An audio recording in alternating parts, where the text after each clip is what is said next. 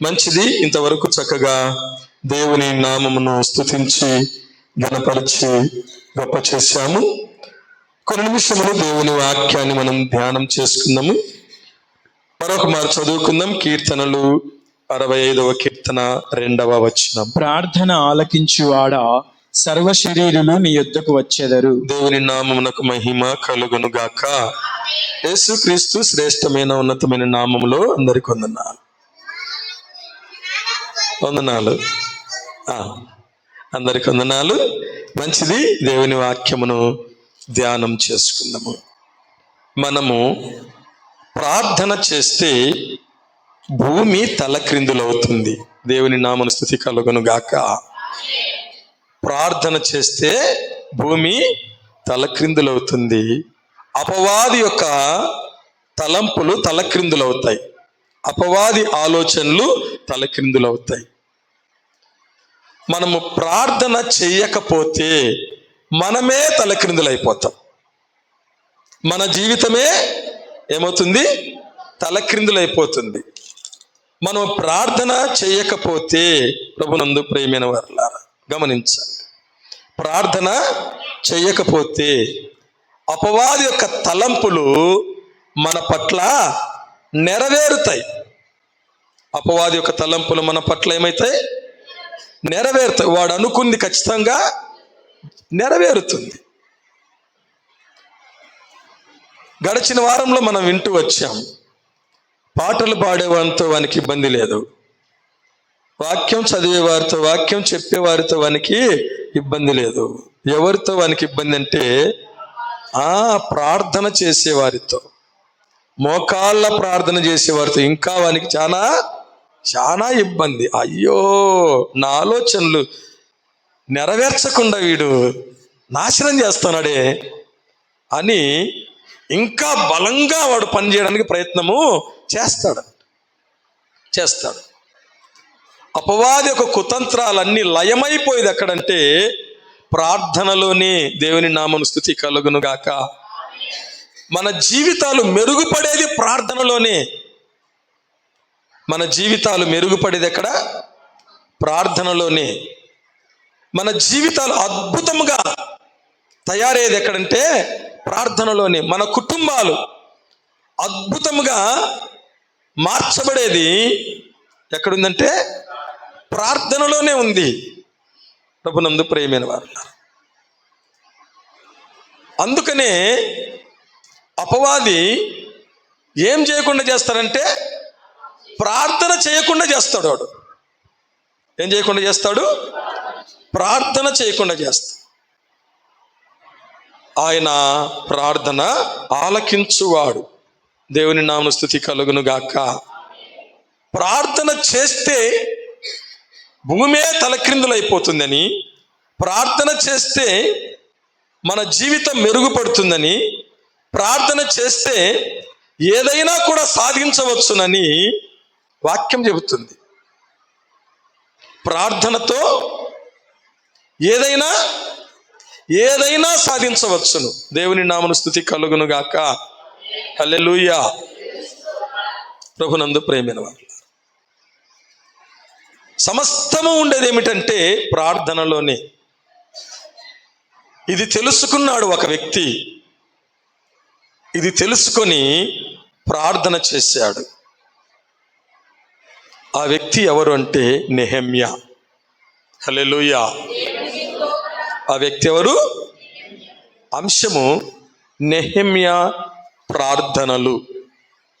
నెహెమ్యా ప్రార్థనలు.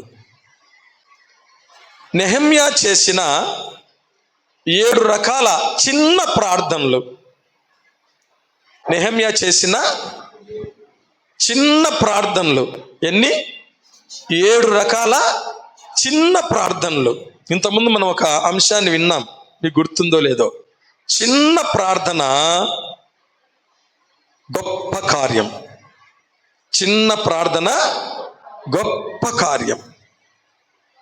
చిన్న తాళపు చెవి పెద్ద తాళాన్ని తెరుస్తుంది. దేవుని నామమున స్తుతి కలుగును గాక.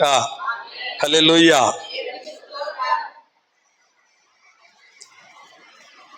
ఒక భక్తుడు, గొప్ప దైవ సేవకుడు, ఎవరంటే రాజబాబు గారు. గడిచిన శుక్రవారం విన్నాం కదా రాజబాబు గారి గురించి. అంటే రాజబాబు గారు పాడిన పాట, ఆయన పాడిన పాటలోనే ఒక చక్కటి పాట ఏమిటో తెలిసిన, ప్రార్థించుచుంటివా విశ్వాసి ప్రార్థన మరువకుమా పరదేశి, ప్రార్థనే పరలోక నిధిని తెరచు తాళము, పరుని దాస్య బంధములను తెంచివేయును. ఏమిటంట? ప్రార్థన. ప్రార్థన పరుని దాస్య బంధకములను తెంచేసేది ప్రార్థన, పరలోక నిధిని తెరిచేది ప్రార్థన. ప్రభునందు ప్రియమైన వారలారా, ఇది తెలుసుకున్న నెహెమ్యా చక్కటి ప్రార్థన జీవితాన్ని కలిగి ఉండి మనకెన్నో ఆత్మీయ సత్యాలు నేర్పుతూ ఉన్నాడు. నెహెమ్యా చేసిన 7 రకాల చిన్న ప్రార్థనలు మన జీవితంలో ఉన్నట్లయితే మన జీవితము ధన్యమవుతుంది. దేవుని నామమున స్తుతి కలుగును గాక. మన జీవితంలో అద్భుతాలు జరుగుతాయి, ఆశ్చర్యకార్యాలు జరుగుతాయి ఈ ప్రార్థనలు మనము చేసినప్పుడు.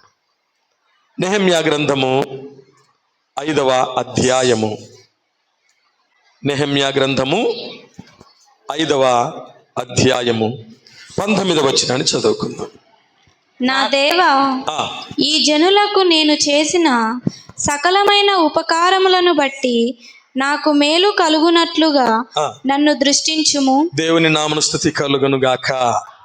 నన్ను దృష్టించుము. చూసారా ప్రార్థన ఎంత ఈజీగా చేసినాడు చూడండి. మనం ప్రార్థన చేయాలంటే ఆపసోపాలు పడతాం, నాకు రాదంటాం, ఎట్లా చేయాలంటాం. అందరికీ తెలిసిన మాట ఏంటో తెలిసిన, ప్రార్థన అంటే, ఆ ప్రార్థన అంటే ఏమిటి? దేవునితో మాట్లాడుట. ఇది తెలుసు, దేవునితో మాట్లాడుటని తెలుసు, కానీ మాట్లాడేది రాదు. అంటే నెహెమ్యా చూడండి ఏమన్నాడు, నన్ను దృష్టించుము. దేవుని నామమున స్తుతి కలుగును గాక. అంతే కదా. ప్రార్థన ఏమిటంట? నన్ను దృష్టించుము. దృష్టించుము అంటే అర్థం ఏమిటంటే, నన్ను చూడుము, నా పైన దృష్టి పెట్టు, లక్ష్యముంచు. కీర్తనల గ్రంథము 5వ కీర్తన 1వ వచనం. 5వ కీర్తన 1వ వచనం. యెహోవా, నా మాటలు చెవినబెట్టుము, నా ధ్యానము మీద లక్ష్యముంచుము. దేవుని నామమున స్తుతి కలుగును గాక.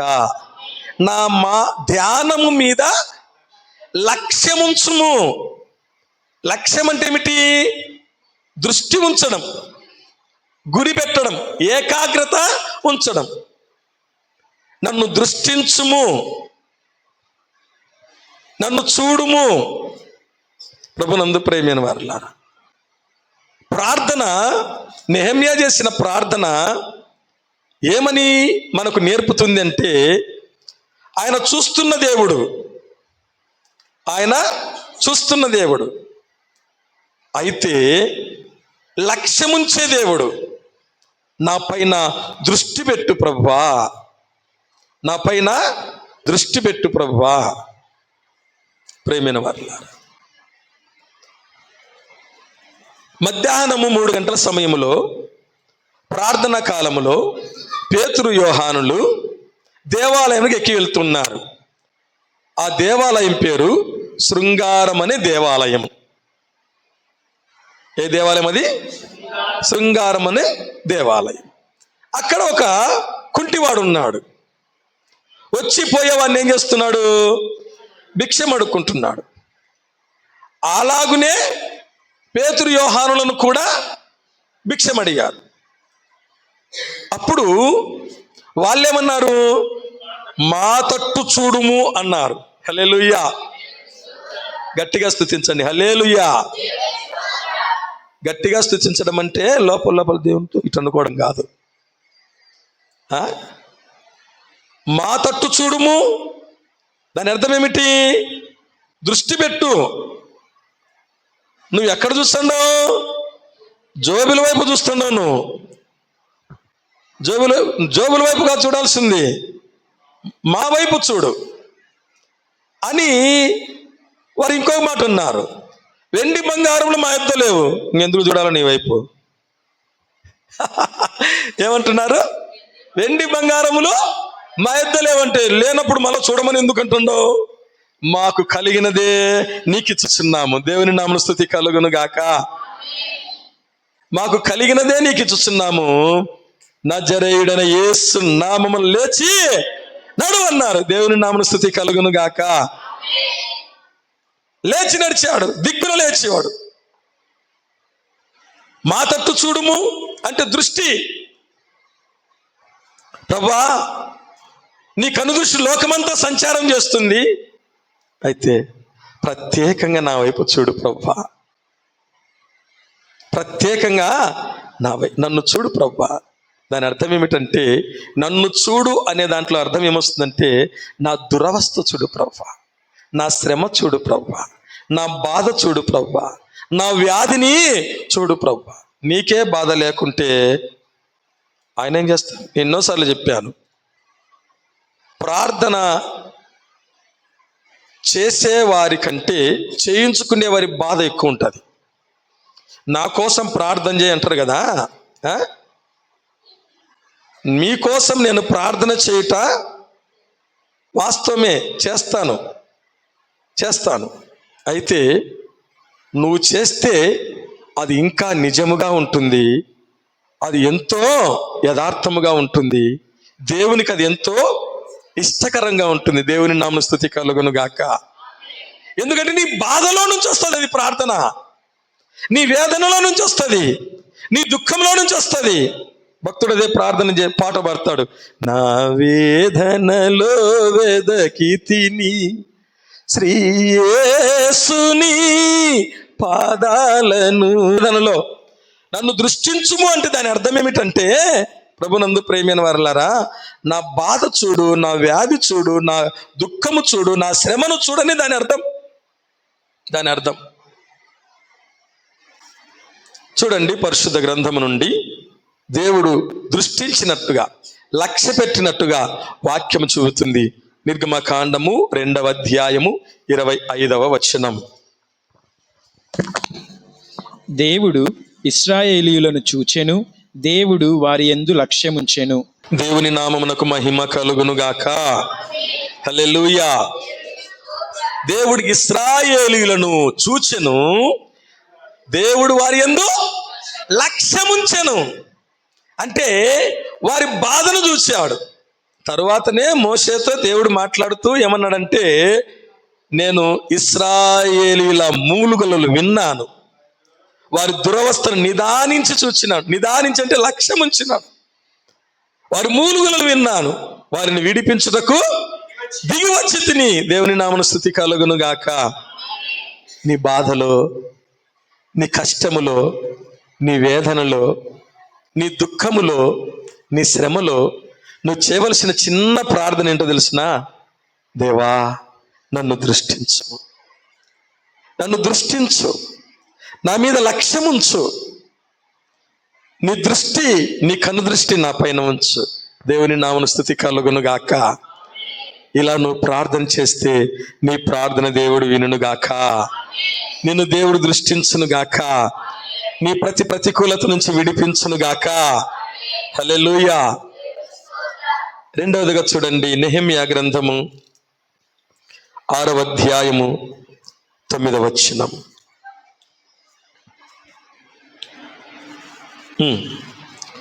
6వ అధ్యాయం 9వ వచనం చదవండి. నేను ఇటువంటి కార్యములు మేమెంత మాత్రమును చేయవారం గాను, వీటిని నీ మనసులో నుండి నీవు కల్పించుకొంటివని అతని యొద్దకు నేను వర్తమానమును పంపితినని, దేవా, ఇప్పుడు నా చేతులను బలపరచుము. దేవుని నామమున స్తుతి కలుగును గాక. హల్లెలూయా. ఇంకొక చిన్న ప్రార్థన నెహెమ్యా చేస్తున్నాడు. ఏమిటి? నా చేతులను బలపరుచుము. నా చేతులను ఏం చేయాలి? బలపరుచుము. చేతులు దేనికి గుర్తు? పనికి గుర్తు. క్రియలకు, పనికి గుర్తు. ప్రభునందు ప్రియమైన వారులారా, చేతులు పని చేయలేకపోతే ఇంకేం చేస్తావు? ఇంకా అర్థమవుతుందా? నా చేతులను బలపరచు, నా చేతులను బలపరచు. ఎందుకంటే నన్ను బలహీనపరిచేవారు ఉన్నారు. ఏం చేసేవాళ్ళు ఉన్నారు? మనం ఒక పని చేస్తున్నాం అనుకోండి, బలపరిచే వారి కంటే బలహీనపరిచే వాళ్ళు చాలామంది ఉంటారు. నువ్వా, నీ ముఖం చూడెట్టుందో అని అనేటటువంటి వాళ్ళు. నువ్వు చేస్తావు ఈ పని, నీ వలన అవుతుందా? బాగా చేసేవాడు కూడా ఏమవుతాడు కదా? రాజా, ఈ ఫిలిస్తీన్ బట్టి ఎవరి మనస్సు కృంగ నిమిత్తము లేదు, నేను వానితో పోట్లాడి వాని జయించుతా అంటే, నువ్వు బాలుడివిరా, వాడు బలవంతుడు, బాల్యం నుండి యుద్ధాభ్యాసం చేసిన వాడు, నీకు బలము చాలదు అంటున్నాడు. సౌలు ఏమన్నాడు? నీకు బలము చాలదు అంటున్నాడు. రాజు చెప్పవలసిన మాట నేనా? ఏమనాలా? బేష్, ఇంతమంది భయం కూర్చుంటే పిల్లవాడు ఒక్కరి వచ్చినావు నువ్వు, బా వెరీ గుడ్ రా అనాల్సింది. ఏమంటున్నాడు? నీకు బలము చాలదు. అదే స్థానంలో నువ్వు నేను ఉన్నట్టయితే నిజమేలే ప్రభు అని పరిగెత్తిండేవాళ్ళం కదా. ఇంత రాజే ఇంత మాట అంటున్నాడు, మనం ఏందని చెప్పి. అయితే దావీదు ఏమన్నాడంటే, నీ దాసుడనైన నేను అడవిలో గొర్రెలు కాస్తుంటే సింహం వచ్చింది, ఎలుగుబంటి వచ్చింది, మేకపిల్లను చీల్చినట్టు చీల్చిన, రాళ్లతో కొట్టి తరిమిన, దాని నోట్లో నుండి గొర్రె పిల్లను విడిపించిన, రక్షించిన. దేవుని నామమున స్తుతి కలుగును గాక. హల్లెలూయా. సింహం యొక్క బలము నుండి, ఎలుగుబంటి యొక్క బలము నుండి నన్ను తప్పించిన వాడు ఈ ఫిలిస్తీన్ చేతుల్లో నుండి కూడా పడకుండా నన్ను తప్పిస్తాడు. దేన్ని జ్ఞాపకం చేసుకున్నాడు? దేవుడు చేసిన కార్యములను జ్ఞాపకం చేసుకున్నాడు. అది ప్రియమైన వారులారా, నా చేతులను ఏం చేయాలా? బలపరచు, నా చేతులను బలపరచు.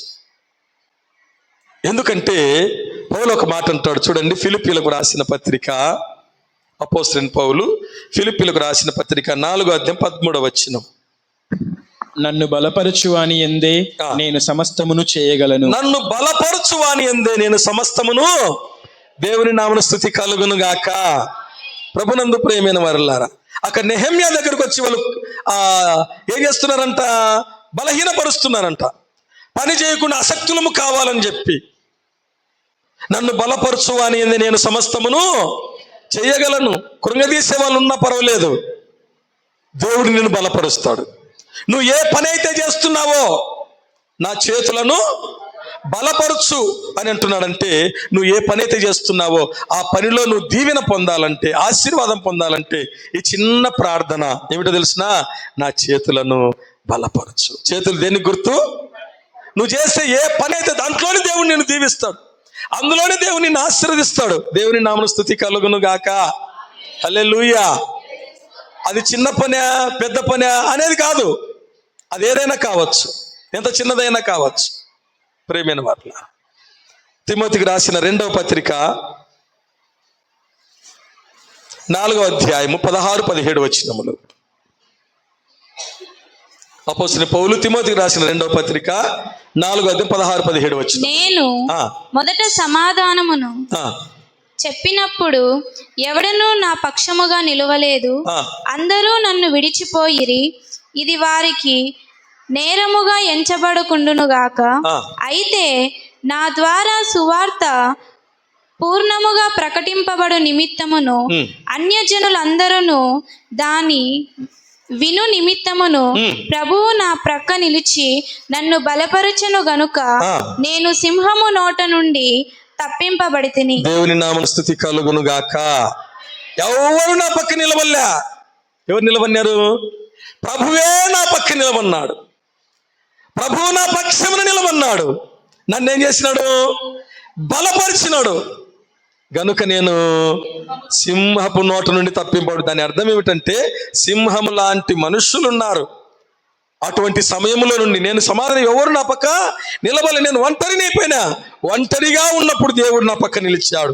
దేవుని నామమున స్తుతి కలుగును గాక.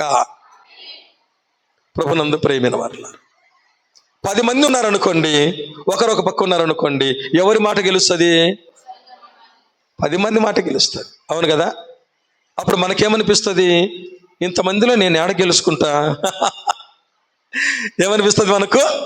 ఇంతమందిలో నేను ఏడ గెలుచుకుంటా అని అన్నామనుకోండి, అట్లే ఉంటాం.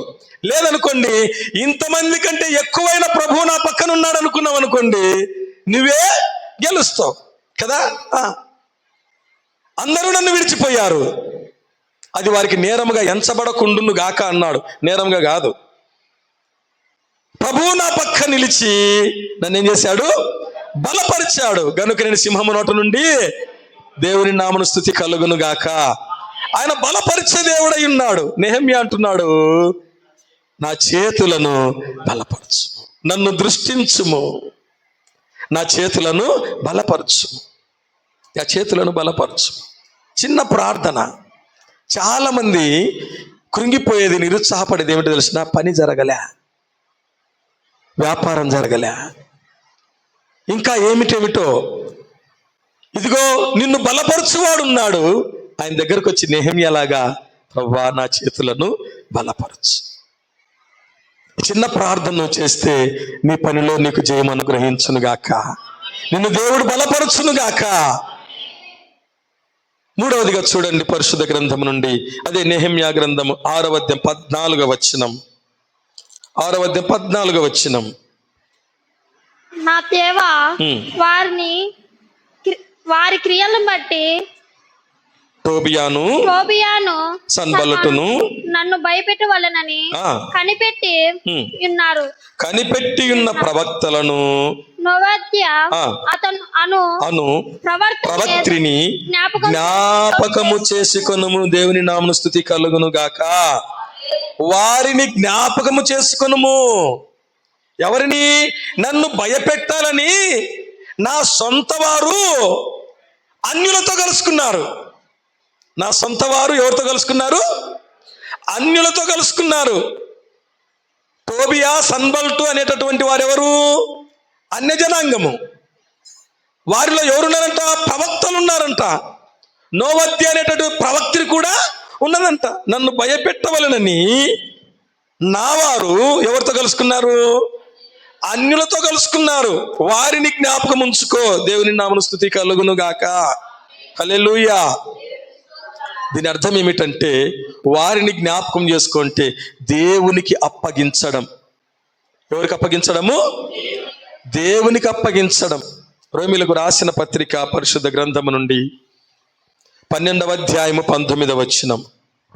12వ అధ్యాయం 19వ వచనం.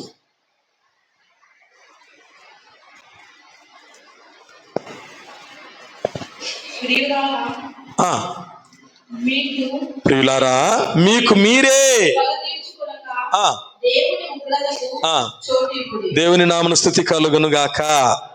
మీకు మీరే పగ తీర్చుకొనక దేవుని ఉగ్రతకు చోటిపుడి. ప్రభువా, వారిని జ్ఞాపకం చేసుకో. నన్ను భయపెట్టవలనని నా సొంత వారు ఎవరితో కలుసుకున్నారు? అన్యజనులతో కలుసుకున్నారు, విరోధులతో కలుసుకున్నారు, పక్క వాళ్ళతో కలుసుకున్నారు. వేరే వాళ్ళు నా మీదకి వస్తే ఓకే అనుకుందాం. నా వారు అన్యులతో కలిసి నా మీదకి వస్తున్నారు. ఎందుకు? నన్నేం చేయాలా? భయపెట్టాలి. నన్నేం చేయాలనుకుంటున్నారు? భయపెట్టాలనుకుంటున్నారు. అప్పుడు మనం ఏం చేయాలా? దేవునికి అప్పగించాలి. ఏం చేయాలి? నేను భయపడేవాడిని కాదు, రండి రానివ్వడం కాదు. అంతమంది కాక ఇంకా ఎంతమంది అన్న రండి అనేది కాదు. ఏం చేయాలంటే మనము నెహెమ్యాలాగా ఏం చేయాలా? దేవునికి అప్పగించాలి. నెహెమ్యా ఒంటరి అయిపోయినాడని చెప్పినాం కదా. ఒంటరితనంలో ఎవరికి అప్పగించుకుంటున్నాడు?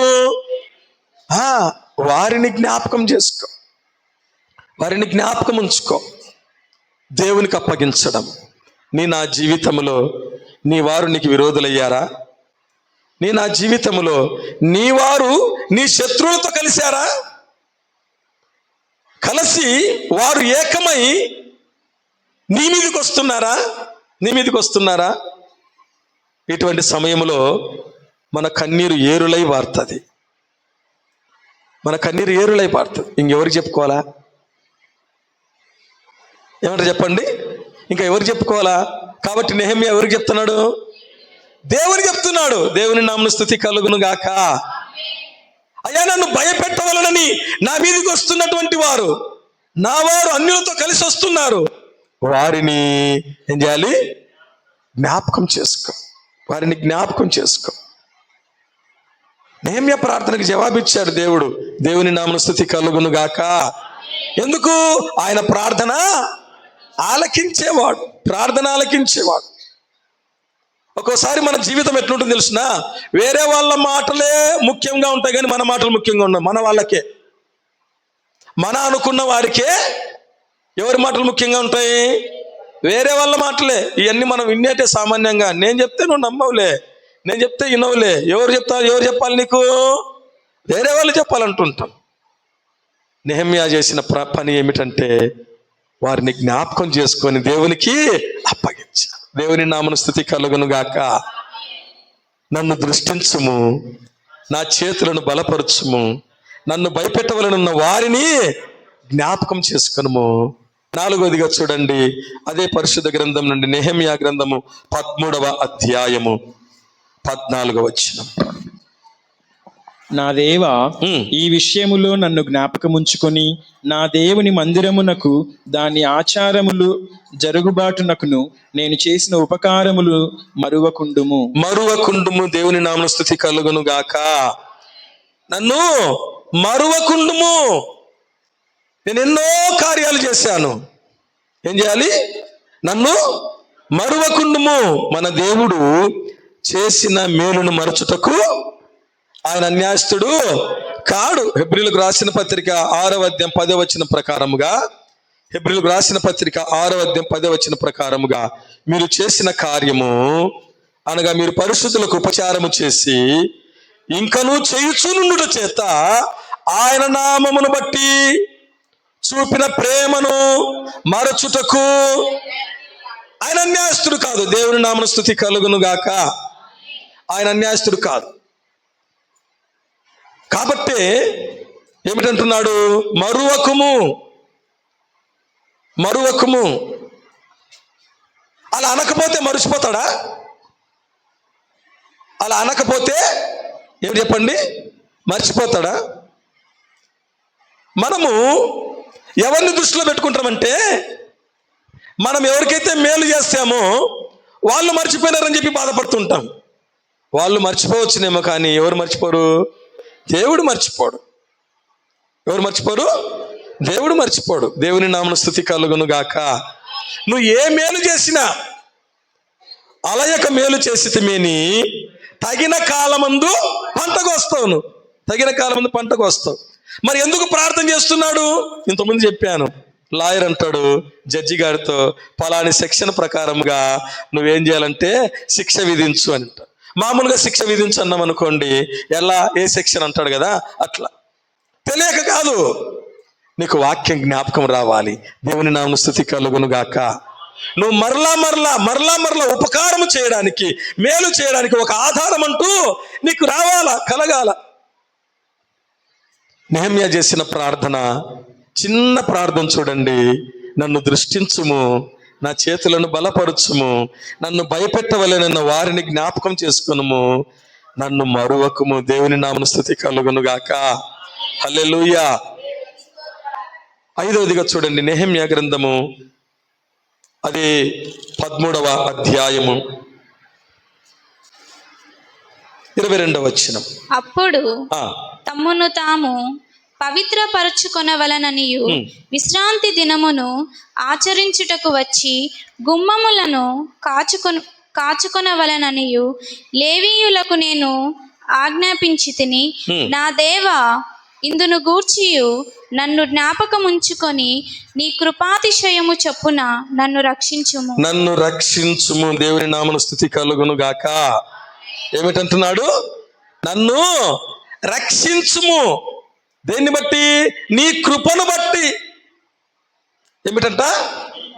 నీ కృపాతిశయమును బట్టి నన్ను ఏం చేయాలి? నువ్వు రక్షించుము, నన్ను కాపాడుము, నన్ను భద్రపరచుము.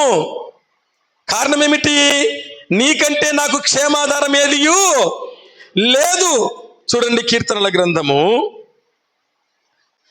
16వ కీర్తన మొదటి 2 వచనములు. కీర్తనల గ్రంథము 16వ కీర్తన మొదటి 2 వచనములు. దేవా, నీ శరణు జొచ్చి ఉన్నాను, నన్ను కాపాడుము.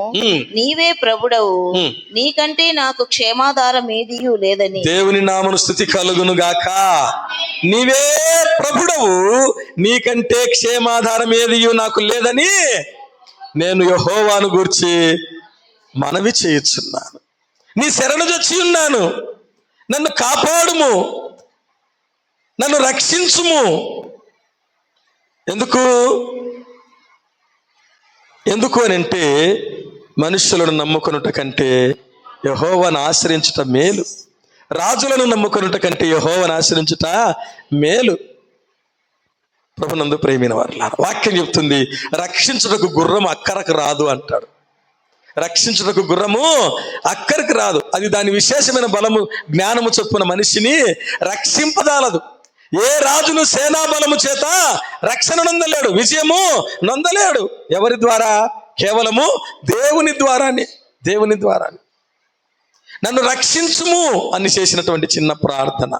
దేవుని నామమున స్తుతి కలుగును గాక.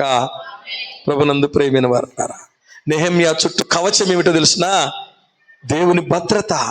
నెహెమ్యా చేసిన ప్రార్థన, నువ్వు చేసే ప్రార్థన ప్రభునందు ప్రియమైన వారలారా, నీకు కవచముగా ఉండునుగాక, నీ కుటుంబానికి కవచముగా ఉండునుగాక, నీ కుటుంబానికి కంచెగా ఉండునుగాక. హల్లెలూయా. ఒక సైన్యములో సైనికుడు పనిచేస్తున్నాడు. సైనికుడు పనిచేస్తూ ఉండగా ఆ యొక్క సైన్యానికి పెద్ద కమాండరు ఒక వ్యక్తిని పిలిచాడు. ఈ వ్యక్తి చాలా మంచి వ్యక్తి, ఒబీడియంట్, విధేయత చూపేవాడు. నువ్వు వెళ్ళి గాయపడిన వారిని మోసుకొని రాపో. యుద్ధంలో ఏమవుతారు? గాయపడతారు కదా, గాయపడిన వారిని మోసుకొని రాపో. ఒక్క 10 నిమిషాలు సమయం ఇవ్వండి, తర్వాత నేను చేస్తా. ఒరే, ఎప్పుడు చెప్పినా అసలు అడ్డు చెప్పకుండా పని చేసేవాడివే, ఇప్పుడేంది 10 నిమిషాల సమయం అడుగుతున్నావు? అంతలోపల ఇంకా ఎంతమంది గాయపడతారంటే, ఒక్క 10 నిమిషాలు సార్, ప్లీజ్ ప్లీజ్ ప్లీజ్, ఒక్క 10 నిమిషాలు సార్.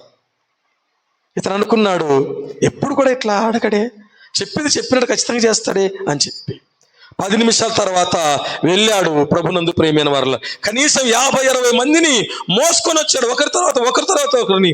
ఒక పక్క యుద్ధం జరుగుతుంది, ఒక పక్క తూటాలు గండ్లు పేలుతున్నాయి, మోసుకొని వచ్చి ఇక్కడ వేసాడు. తర్వాత అడిగాడంట వాళ్ళ కమాండర్, వాళ్ళ యజమాని వాళ్ళ సార్ అడిగాడంట, కాదు ఎప్పుడు చెప్పినా ఖచ్చితంగా చేస్తావు, 10 నిమిషాల తర్వాత అదేమన్నా నీకు సెంటిమెంటా? ఆ సమయం అన్నా, కాదు సార్, ఆ సమయానికి మా తల్లి ప్రార్థన చేస్తూ ఉంటుంది. దేవుని నామమున స్తుతి కలుగును గాక. నా కోసం నా తల్లి ఆ సమయానికి ఏం చేస్తుంది? ప్రార్థన చేస్తుంది. నా యుద్ధము జరిగే సమయానికి నా తల్లి రాలేదు, కానీ నా తల్లి చేసిన ప్రార్థన ఎక్కడికి వస్తుందంటే యుద్ధ భూమిలోనికి వస్తుంది. దేవుని నామమున స్తుతి కలుగును గాక. నువ్వు ఎక్కడుండి ప్రార్థన చేసినా నీ పిల్లల కోసం ప్రార్థన చేయి. నువ్వు వెళ్ళలేకపోవచ్చును, కానీ ఏమెళ్తుంది? నీ ప్రార్థన వెళ్తుంది. ఎందుకు? సంఘంలో ఎందుకు దూర ప్రాంతంలో చదువుతున్న యవన బిడ్డల కొరకు ప్రార్థన చేస్తున్నాం, హాస్టల్లో ఉన్న వారి కొరకు ప్రార్థన చేస్తున్నాం అంటే నువ్వు వెళ్ళలేకపోవచ్చును, కానీ ఏమెళ్తుందో తెలుసునా? నీ ప్రార్థన వెళ్తుంది వారి దగ్గరికి. వారి చుట్టూ కవచంగా ఉండేది ఏమిటో తెలుసునా? ప్రార్థన. ప్రభునందు ప్రియమైన వారలారా, నీకంటే నాకు క్షేమాధారం ఏదియు లేదు. దేవా, నన్ను రక్షించుము. ప్రియమైన వారలారా, ఈ సమయమున దేవుడు మనతో మాట్లాడుచున్నాడు. నెహెమ్యా చేసిన చిన్న ప్రార్థనలు, నన్ను దృష్టించుము, నా చేతులను బలపరచుము, నన్ను భయపెట్టవలెనన్న వారిని జ్ఞాపకం చేసుకొనుము, నన్ను మరువకము, నన్ను రక్షించుము. దేవుని నామమున స్తుతి కలుగును గాక.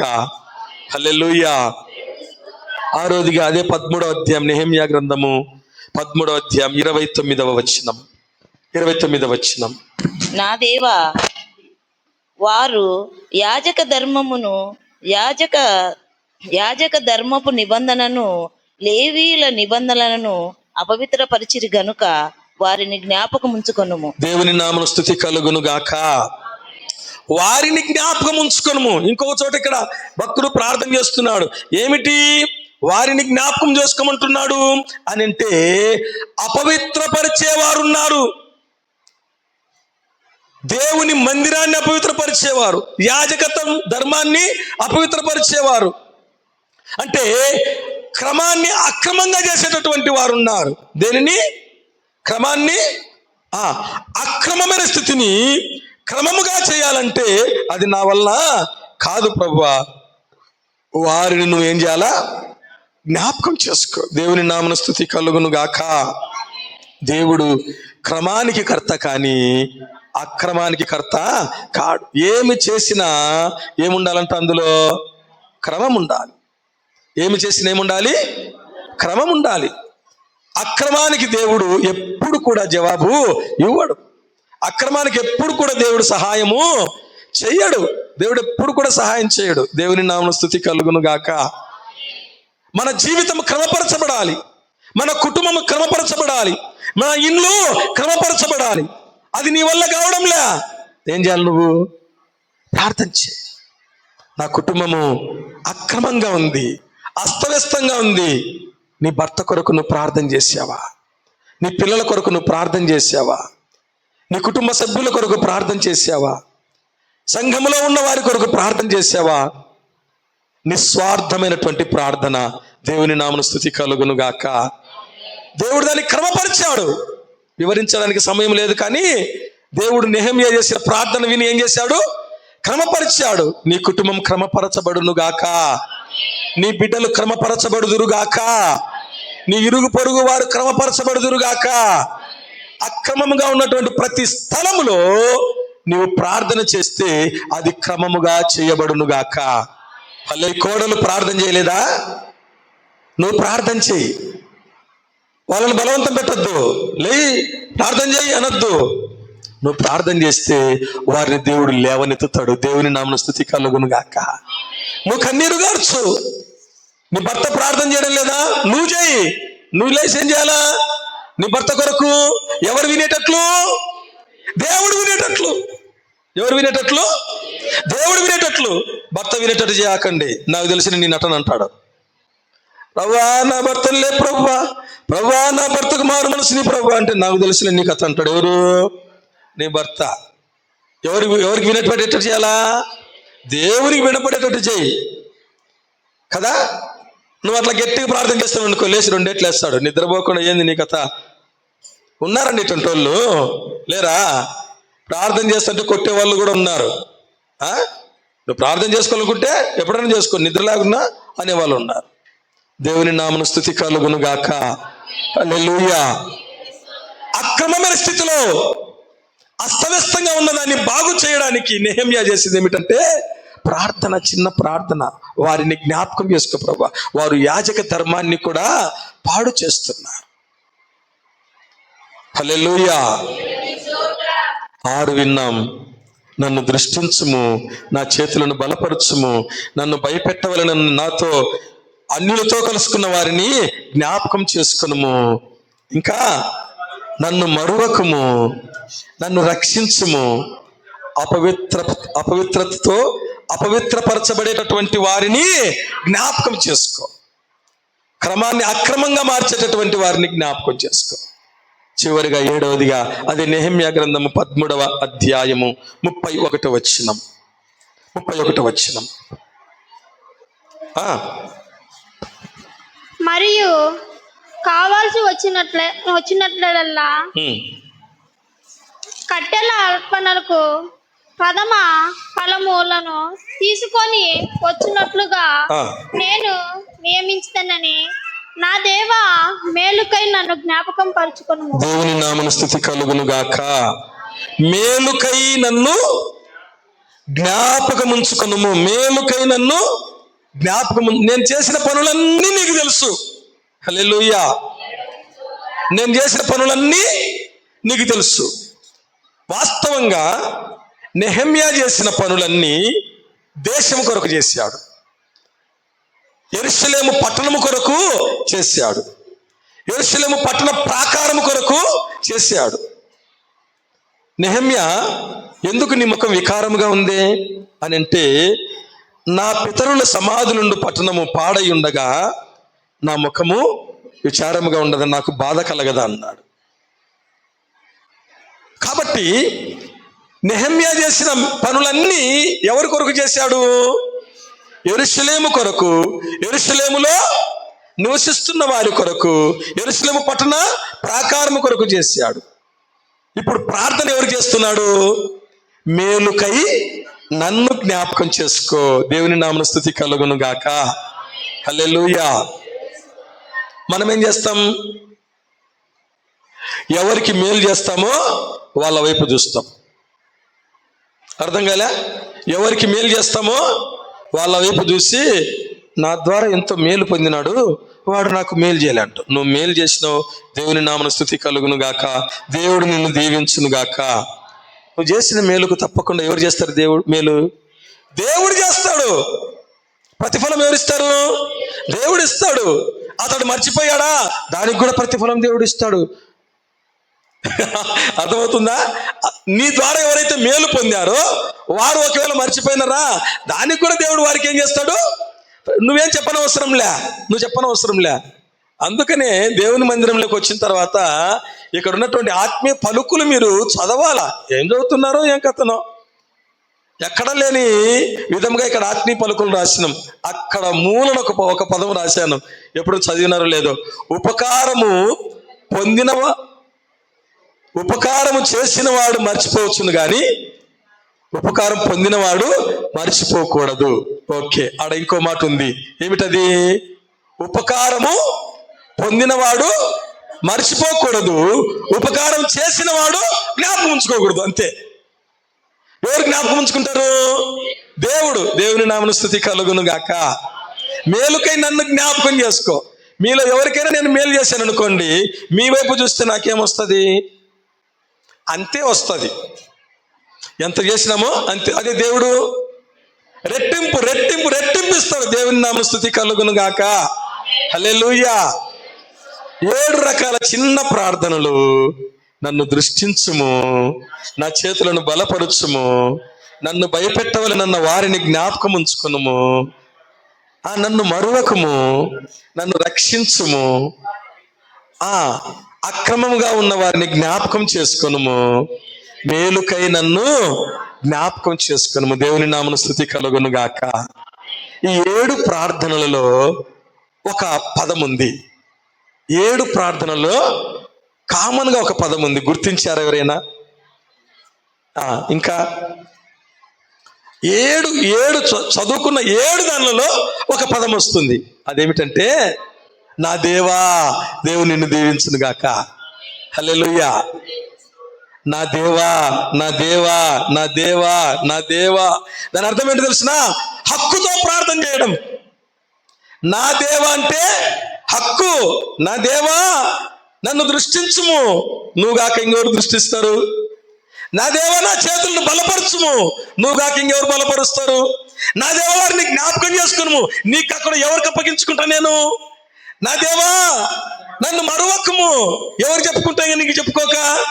నా దేవా నన్ను రక్షించుము, ఇంకెవరున్నారు నువ్వు కాక నన్ను రక్షించే వాళ్ళు? ఇదంతా ఏమిటి తెలుసునా? ఒక హక్కు.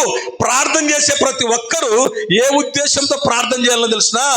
ఒక హక్కుతో ప్రార్థన చేయాలి. ఏ సంబంధం నీకు నాకన్నా అనుకో, ఆడేముండదు, హక్కు ఉండదు. నెహెమ్యా నేర్పుతున్న పాఠం ఏంటంటే, ప్రతి ప్రార్థనలో చూడండి, నా దేవా, నా దేవా, నా దేవా. హల్లెలూయా. దానికి అర్థం ఏంటో తెలుసునా? నువ్వు నా సొంతం. నిన్ను తప్పితే నేను ఎవరిని అడగలేను, నీ దగ్గర తప్పితే ఎవరి దగ్గరికి నేను రాలేను, నీకంటే నాకు క్షేమాధారం ఏది లేదు. ఇదొక హక్కు. ఇదొక హక్కు. హక్కు ఎవరి దగ్గర ఉంటుంది? తండ్రి దగ్గర ఉంటుంది.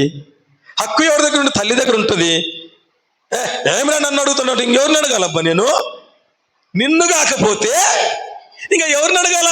నా తండ్రివి నీవే కదా. హల్లెలూయా. ఎవరు నువ్వు?